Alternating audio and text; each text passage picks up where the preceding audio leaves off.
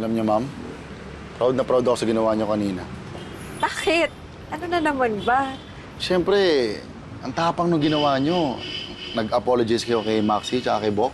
Kung makikita kayo ni Tatay Frank, sigurado matutuwa yun. I doubt that will happen. Hindi naman kami close ni Papa eh. Bihira kami mag-usap growing up. Mas close pa ata si Papa sa mga scholars niya, like you. Pero ako, never. Hindi niya alam yung mga interests ko, hindi niya alam yung mga pinagdadaanan ko. Diyan lang siya as tatay. By label. Pero never ko naramdaman. Pinadala niya lang ako sa US na parang ganun-ganun na lang. Ma'am, ginawa naman po niyo yun para sa inyo. Come on. Cut the crap. Hindi yun totoo. Ayaw niya lang siguro kung makita. Kasi feeling ko I remind him of my mom. The cheating incident, yung pag-iwan na ginawa niya. Sinuuna niya pa yung ibang tao kaysa mag-build ng relationship with me. A loving, nurturing, actual relationship with me. Don't get me wrong. I love my papa. But God knows kung gaano kasama yung loob ko sa kanya. Ma'am, bigyan niyo po ng chance si Tatay Frank. Bigyan niyo ng chance yung mga halaman na to. Ito na lang kasi yung naiwan niyang memory sa inyo eh. Dahil sinabi mo, gagawin ko. I hope it's worth it.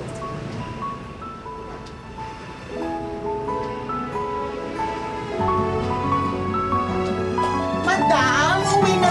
Ay, sorry po sa storbo. Halika na. Halika na.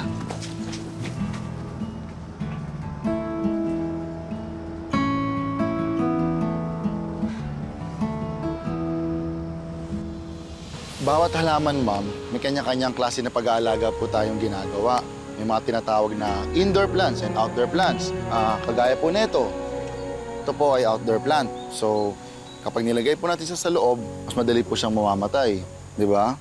Wawa naman. Sayang naman yung ganda niya, oh. Alam niyo, ma'am, mas gumaganda po kayo kapag nakasmile. Mas maganda pa yung smile niyo kaysa sa mga halaman dito. Corny mo! Hindi naman, ma'am. I mean, yun naman po yung totoo. Ayan. Ayun pa. Ayan. Ayan, very good. Ayan, tapos ma'am, medyo gilitin niyo po konti. Ayan, saya. Dito sa ilalim. Ito, sa part na to. Ayan. Pinaglaloko mo ako eh. Totoo. Ito. Yan. Ayan, cut the stem. No, like the dry The leaves. stem? Yeah.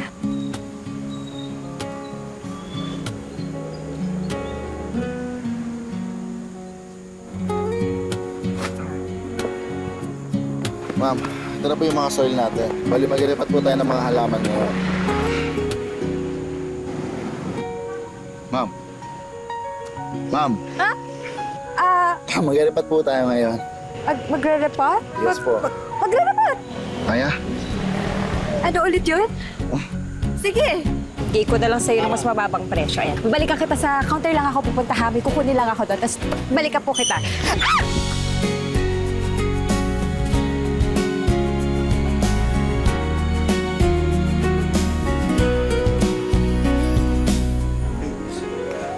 Ma'am, okay na po kayo? Okay. Okay lang, may pupunta lang.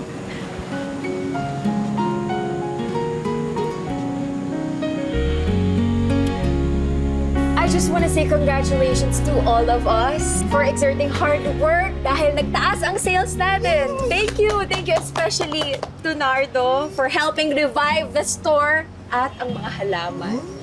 At madam, ng puso nyo din. Ano? Ay, wala po. Ganda sana ang nakasupili. So, sige na, kumain na kayo. Go, help yourselves. Sarap yung pansit na yan. Ma'am, laki na pinagbago niyo, no? Sigurado ako nakangiti si Tatay Frank sa langit. Well, better be. Kasi alam naman niya, hindi ko naman love talaga tong garden na to. Pero I do everything I can to keep this alive. Ma'am, salamat ha. Kasi kinip niyo tong garden. At salamat dahil binigyan niyo na pagkakataon si Tatay Frank. Salamat din sa tulong mo. Uy, nasaan yung puto? Teka muna. kukunin ko lang yung puto. Wait lang ha. Masarap yun. Kasama Sige nitong po. pansit. Ito, okay pizza oh. Sarap po. Interested buyer here. Can we schedule a meeting? Ito na! Sige na, buksan nyo na yan pareho. Kunin nyo na yan. Hoy, Lando, kumuha ka ng puto. Masarap yan. Teka. Ba't bigla ka namang na bad mood? Ma'am, akala ko ba hindi niyo nabibenta tong garden? What?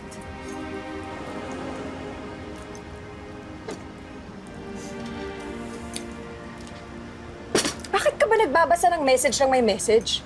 Alam mo ba kung gaano ka disrespectful nun? Ma'am, pasensya na po. Akala ko kasi... Akala, that's all you got. Akala, pasensya. Okay. Gusto kong ibenta tong lugar na to dahil gusto ko. Dahil ako yung may-ari.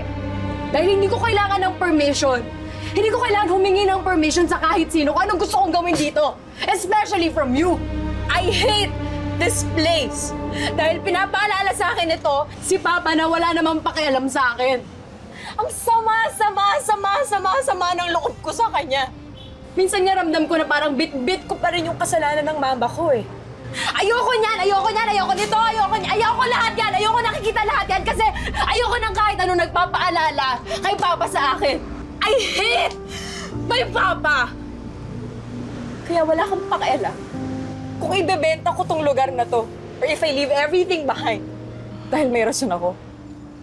Ma'am, sana lang po hindi kayo magsisi sa magiging desisyon niyo.